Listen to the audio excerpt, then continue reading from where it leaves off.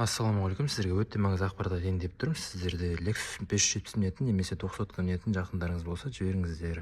Ол кісілерді бір үлкен шығыннан сақтап қалыңыздар. Осындай заслонка болады. Мынандай впускной коллектордың ішінде тұрады, мінекей 8 штук. Осы заслонкаларына болттары кішкентай шуруповой ма заводтан шығарған. Осылардың болттары босап кетеді. Бұл кісіде бәрі босап тұр екен.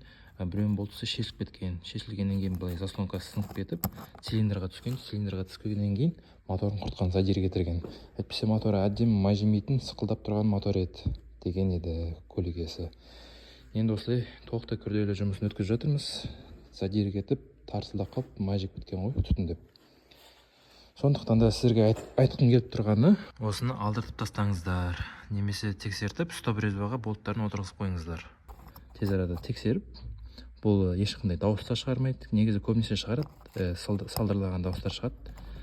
Бұл кісіде ешқандай дауыс шықпаған, бірақ та барлық болттар босап жүр екен. Эндоскоппен қарадық, алып тастадық. Енді уайым қайғысыз, ешқандай ойсыз, спокойно жүретін болады көлік иесі. Сөздің ұзын қысқасы, осындай кішкентай бір болмайтын нәрсеге бола моторларыңызды құртып алмаңыздар.